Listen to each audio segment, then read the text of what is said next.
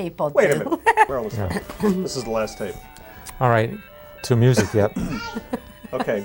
All right. So you did get married. Where'd you get married? We got married at the United Presbyterian Church on Ambridge? Merchant Street in Ambridge. But tell them when. Geez, you would put me on the spot, wouldn't you? See why I was going to ditch him? August 19th, 1950. Right. I got to stop doing that to the Thirty wood years. on Yes, you Jared's. did. Yes, you did. Yes, you did. Most people pull on the hair. Yeah. And so whatever became with the? I don't want to mess up my When you beautiful hair. told your mom that you then were going to leave, you would have been down to North Carolina. She cried a lot. Wow. And then, My dad was going to move to North Carolina. My mom just wouldn't go with him. You ever take the only child away from the home nest? You never hear You the ever end see, of it. you ever see the mother bird and maybe the daddy bird fighting like crazy? did she ever like you after that, Bob? I think my mother always liked Bob. That will not be talked about on this news. All right. So you went down to North Carolina She really did like him, though, Jared, despite it. In her way, yes. before he asked you to her get way. married. So you went down to North Carolina and you worked in this job for how long? I was at Southern Engineering for just a year, I think. Just 1 year. Yeah. We lived down there. I know what that is. That's a microphone. It's a microphone. We lived in an apartment down there. Very nice place, above a couple that worked for an architectural firm, and it was nice. It was a knotty pine for our first place of our own. It was very good, except that you wake up in the morning and you see all these spots on the wall, and you thought they were cockroaches, but they weren't. They were knotty pine I used to game to chase down Remember that? bugs all the time. on the walls. It was naughty pine. For 1 year. We made a pact that we would never put any naughty pine paneling in our home. The guy who got me down there was also a party to the guy who got me to my leaving there, because Duane worked at Warner Brothers and I worked at Southern Engineering, and I got off a little ahead of her, so we had to wait on her. And he had read in the newspaper that a advanced person for H.K. Ferguson Company of Cleveland, Ohio, was going to be in town interviewing engineers. And I said, yeah, so what? He said, well, I want to go talk to him, and I hate to go by myself. How about coming in? Just come with me.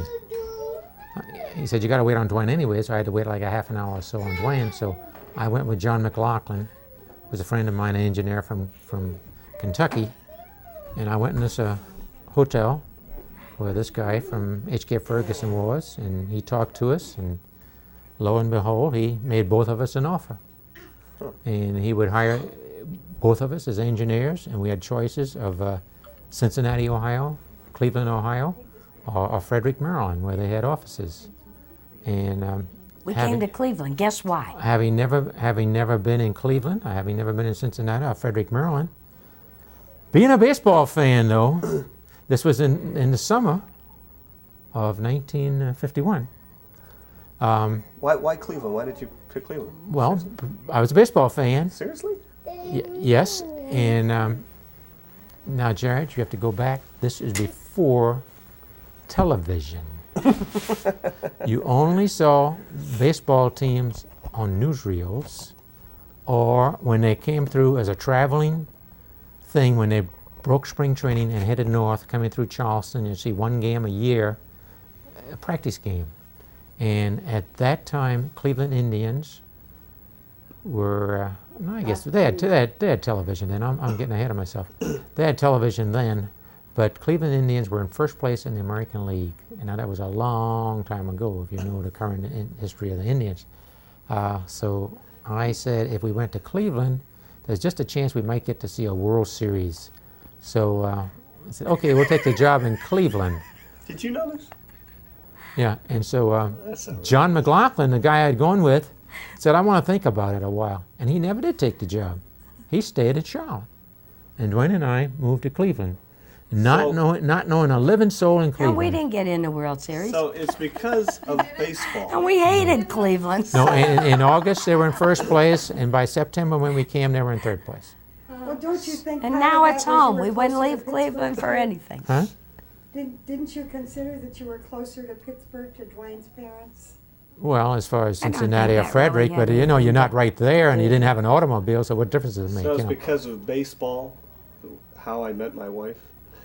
It all ties I mean, together, it all Jared. ties together. It all ties That's together. outrageous. Frederick, Maryland is a beautiful place right outside of Yeah, Washington. that had nothing to do with me. Frederick, then. Maryland might have been That a, was after the Frederick, fact. Maryland might have been a very nice place to have been, really. That would have been nice. So when you first came to Cincinnati, I Cleveland- don't think I'd have wanted to be in Very Cincinnati. expensive. No, in they have a Frederick. lousy football team. Yeah. But going back to just before you moved to Cleveland, you worked at Warner Brothers. What did you do at Warner Brothers? I was like I was a, sort of a secretary type person, except that I build the theaters for movies. You build you mean you would send them I invoices? figured for- out what they owed. Some theaters rent or use movies on a percentage basis. Some have I flat see. rates, and some have their second run theaters and second So run you worked there the houses. same period of time that Bob worked at his job in North Carolina. Right, I transferred from Charlotte, North Carolina. They transferred me to Cleveland. Oh, so you continued your job when you moved to Cleveland. Right. How long did you work Warner for Brothers Picture Distributing Corporation. How long did you work for them then? Probably another year. And then I quit when I got pregnant with Kathy. So where did you move to first when you came to Cleveland, and why? You go to the west We side, moved and to why? East 179th Street, Sundays, East Parkway Drive. have a happy new year. Well, we I seen came, it East Parkway Drive.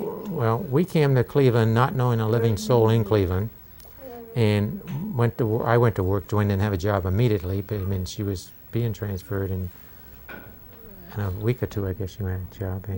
Well, I didn't go Yeah. to work for 2 weeks. I told them I was going to take 2 weeks But off till we we got didn't know settled. anybody to help us find a place or anything, so the people at work would tell me where they Oh, we lived lived and in a hotel. where we lived in. We lived on East 105th Street there for a while. Dornbrook, the Dornbrook Hotel on East It's 105th torn Street. down now. It was a real roach joint, East 105th. right near Mount Sinai Hospital and right close to the Blind Center there. You know, just a block away from there. Old hotel. My gosh, that was an old hotel, and it was cold.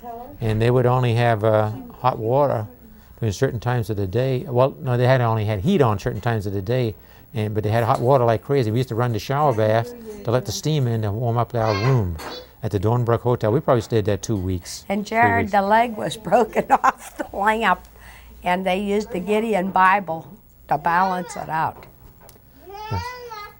So And that cost us something like $150 a week to rent. Back in those days, that was We lived, expensive. and then we lived in an apartment. Before that, we lived in a lady's apartment that'd give you a 40-watt bulb per room, and No, you had we to didn't pay that much. you had to take turns using the bathroom and all those kind of things.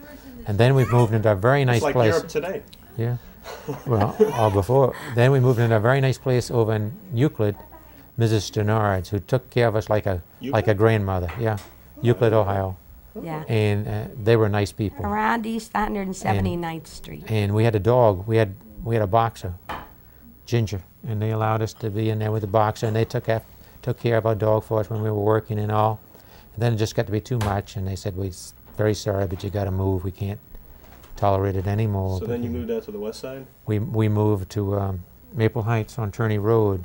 We had to look in the Well, newspaper. they didn't want us to move. The neighbors complained because Yeah, there well, was they no had to get place rid of to us. take the dog. Summer was coming on, and This you is in couldn't Ma- walk the Maple dog on the Heights? beach. Oh, that was in Euclid when Yeah, we this did that. was That's in why we Euclid. moved, and we had no furniture for the first. We rented somebody's home in Maple Heights for 2 years. Got recalled in service. Yeah, so we rented that must their have been private during home the for 2 years. Korean War or something. He got called back into service. He was And a Would've been major in the 52, right? Marines. Would have been 52, 53? yeah, something like that. And we rented a Yeah, furnished 'cause Kathy a was furnished born out home there. a furnished home in Maple Heights. Duane and I don't think we had only like wedding presents and stuff. We didn't have any personal furniture at all for a number of For years. the first 3 years. Yeah. No car and no furniture. Yeah. Oh, we bought, when the, we bought the car car, when we- we were at Mrs. Stenard's. Yeah, though, 1940 Dodge. Man, that was $300. 13-year-old car. You try to sell your 13-year-old car now for $300. And we yeah. took down to Charleston doing like 60 miles an hour on the open road. You're talking about And taking that the, shot the car. taking the back route to Amherst, Route 14. Well, there's a little sideway off there near Unity. We used to go. Remember the hills where the cat would always get sick? Remember that way we'd get there? The first time we went there in our new car, 13-year-old car, it's raining, and the windshield wiper's going squish, squish, squish, and all of a sudden it goes squish, and the blade comes right off, and there's this thing scraping the window. And Duane and I, stop, what happened, what happened? We stopped there, and you can't see, and the hills are like this, and we're running back there looking in the road for our windshield wiper blade and all. It was an event, I'll tell you. Oh, boy. That was the start of many exciting I think that was the beginning of Those glass people in etching. the house that lived at the end of the road used to say, oh no, here comes that family again with the sick cat. Hey, hi, Emmy. It was after that we got in, it was after that we got into cats. That was another story how we got into cats. All right, so then from Garfield Heights, you had Kathy. Maple Heights. Heights. You had Kathy in Maple Heights. Yeah. And then you moved shortly after to Brooklyn? No, No, we moved to Treadway Avenue in Old Brooklyn, the old Brooklyn which was section. Cleveland-like. It's just off Broadview Road down close to the zoo. But that's where we had Debbie and Jimmy. Near the zoo, you had that. Near the zoo. Near the zoo, yeah. I didn't say that. You said that. Now fact, that's right going to in be the zoo, another segment. You had Debbie. In the Cat and Primate House, as a matter of fact. Hey, you got my best daughter, don't knock it. And of course, when I say that, the other two daughters are going to kill me. Right. You got the best third daughter I had, second daughter I had, right, Deb? So how did you, so you had 4 kids. Right. And how did you Kids are tolerate polygons. raising 4 kids? Children, go on, children. Children. This is a kind, gentle nation, remember. Billy goats are kids. Yeah. No, we enjoyed our children. We had a good family. I just said today, I said to Pammy, I would not be wanting to go on a trip with a 1.5-year-old child. The good Lord sends them to you. That's The why good they Lord sends have them to when you you're when you're young. young and you can tolerate it. But to me, I think I'm busy.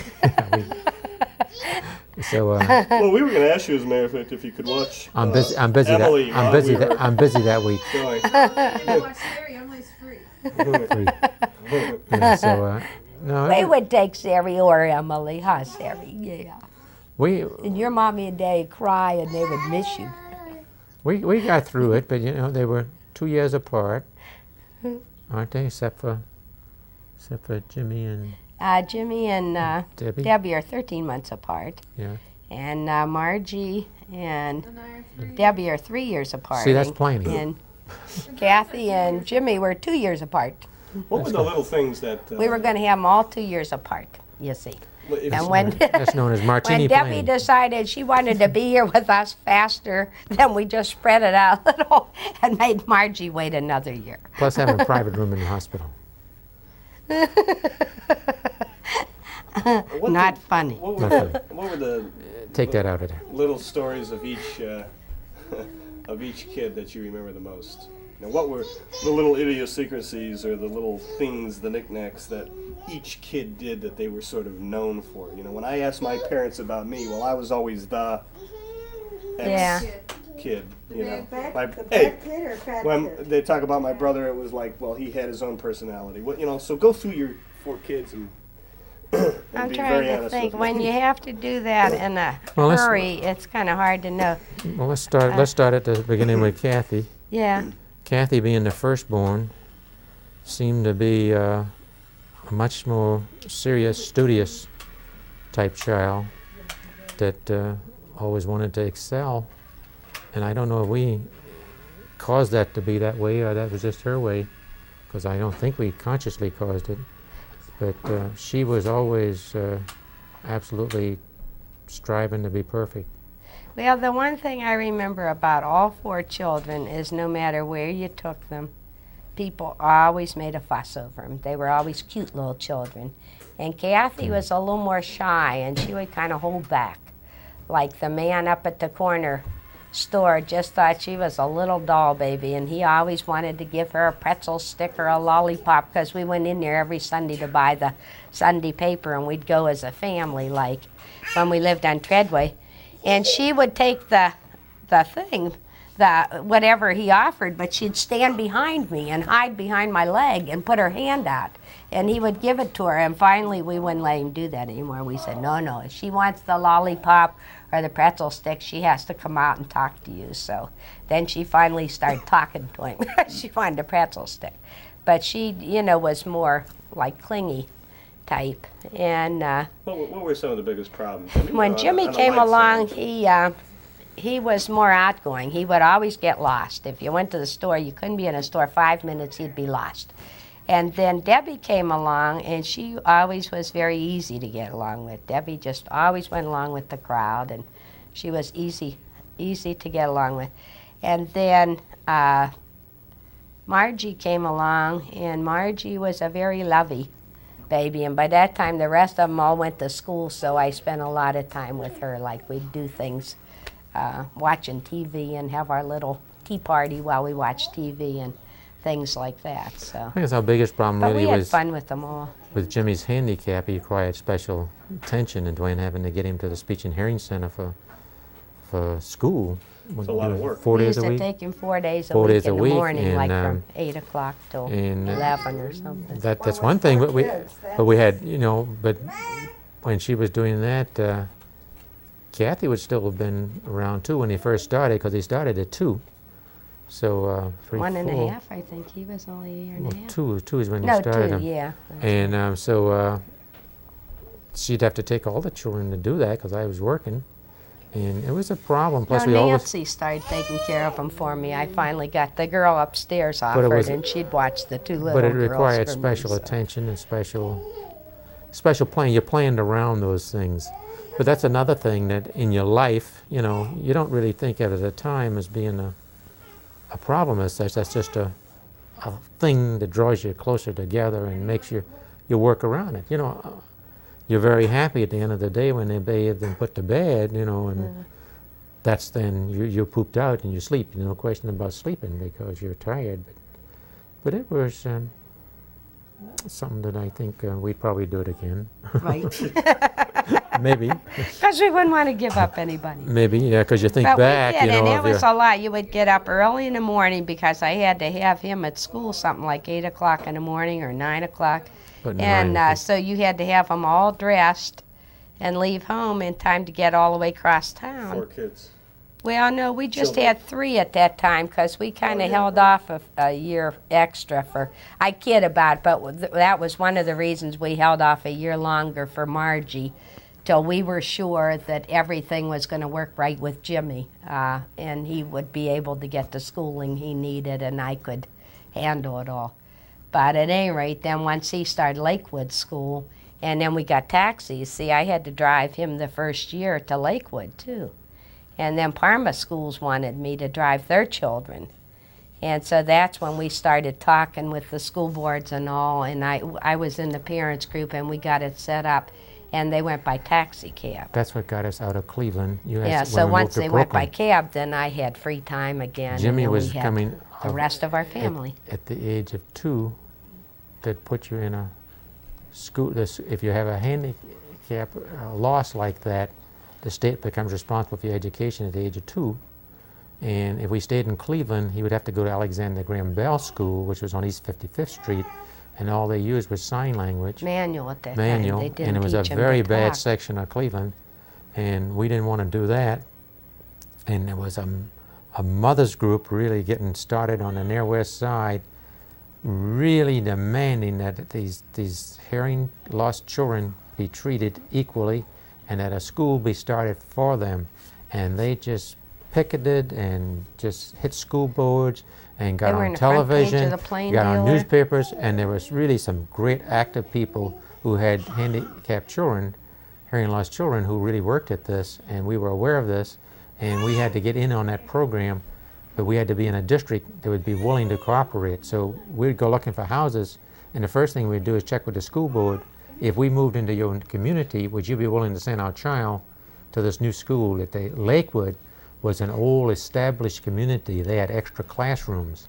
So only those areas that didn't need the classroom space would consider opening a new program, because then they could draw money from all these other districts. So you bring them all in like a cluster system to open a school for hearing lost children.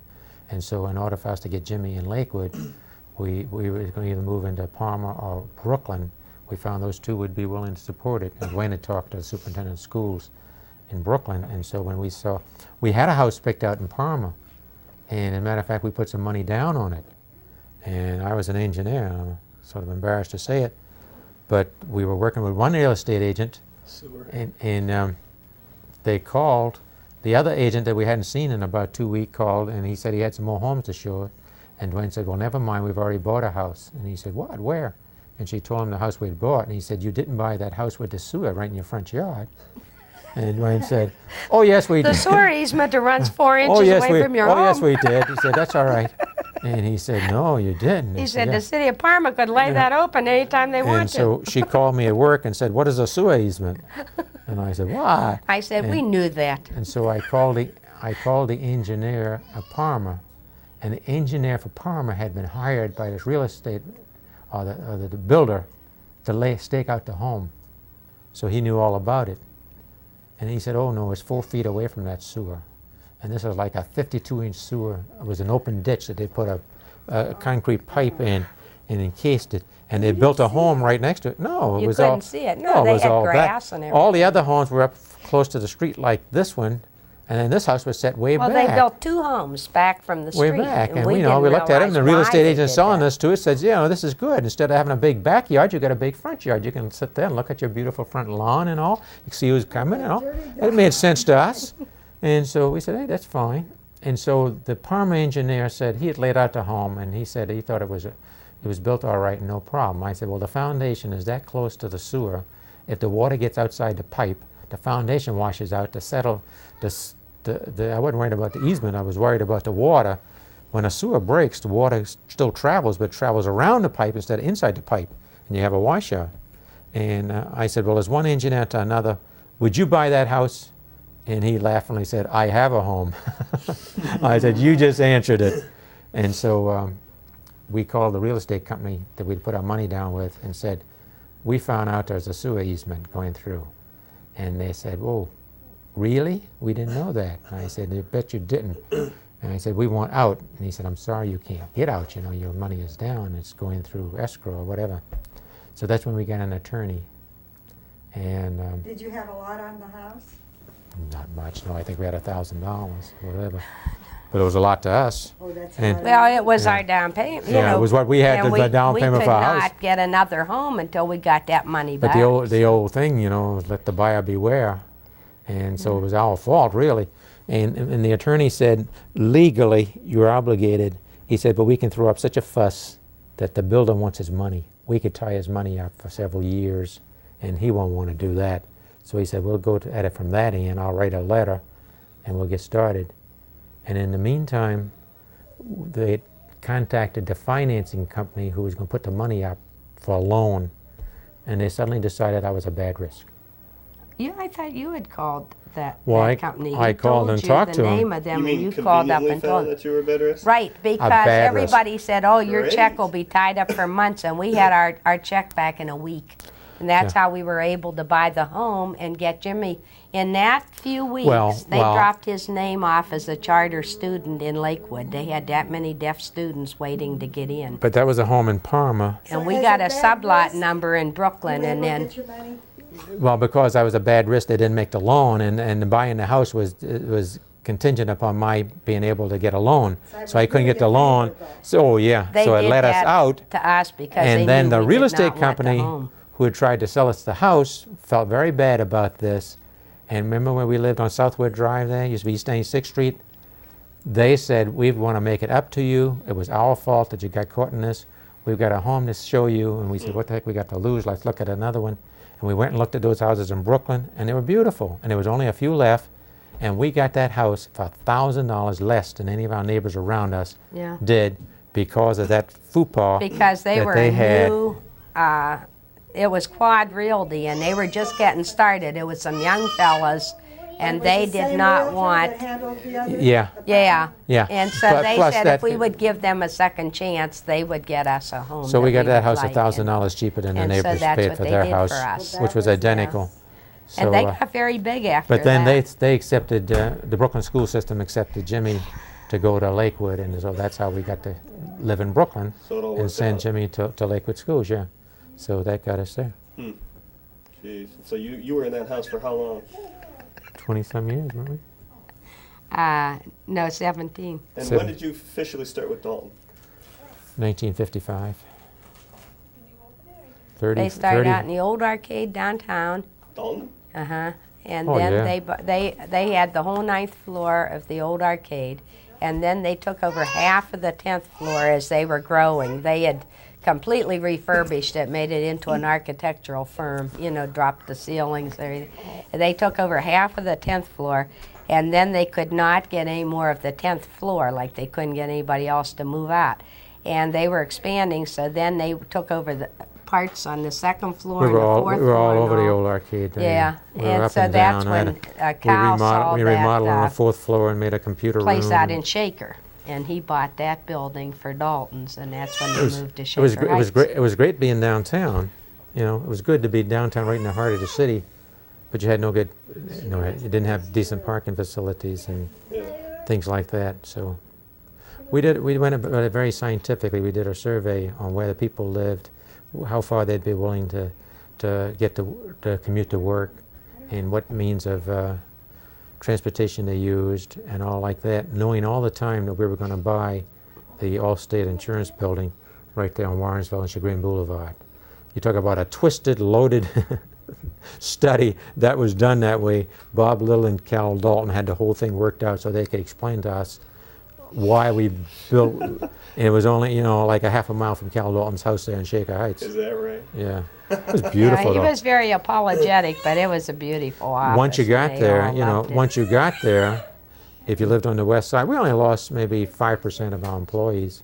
We probably had 200 employees then, 150 to 200 employees that refused to move out there. But once you got to work, it was just lovely inside. Never had so much space, and the facilities were just so good. That, it was a great place. And I stayed there 33 years?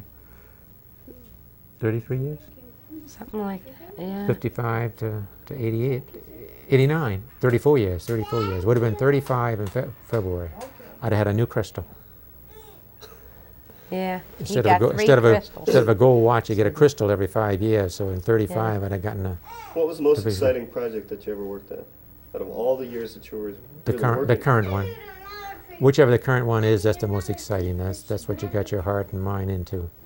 And there've been some great ones, really. I mean, you went to China, Hong Oh, Kong. that was a part of Chinatown which never came off. I told them that if they'd ever went through to give me a chance at it, I wouldn't go back now. But I was looking forward to doing that, building that Chinatown in Orlando, Florida. Would have been fantastic, and it would have been great fun. But each project that you own has its own character to it, and you get involved. And it's long been said that architects and engineers are monument builders, and you try to put something of yourself into every project you do. The current one, the Convocation Center, Cleveland State University Convocation Center, was going to be great. And I left just at the time when it's really getting an interesting part of doing the construction. I love that, and I would have enjoyed every day of that give and take of fighting with contractors and getting that thing built. But I'll be watching it as it goes. They were all good projects. I did a lot of hospital projects and school projects, and that's where I really learned the city of Cleveland. Travel from one side to the other. We lived on the west side, and after I'd done engineering, they hired me at Dalton's to do Mount Sinai Hospital.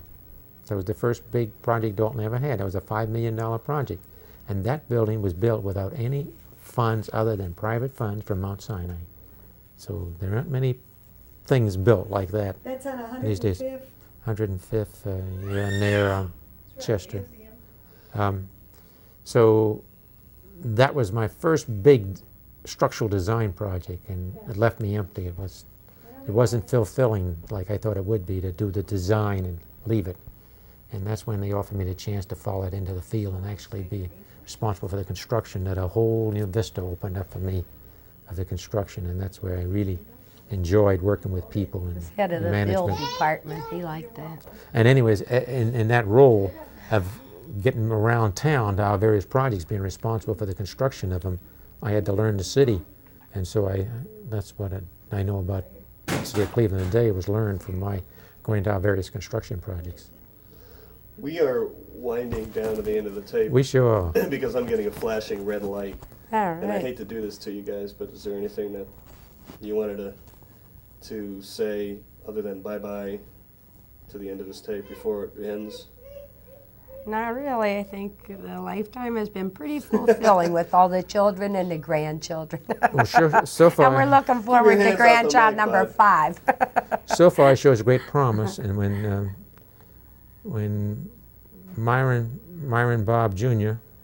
or whatever comes this next year, that ought to be the fulfillment one. Now let that be the end, will you, Jared, please? It is. I mean, I can pretty much guarantee you it will be. Let that be the end. I think it's Or enough. Cynthia Eunice Duane.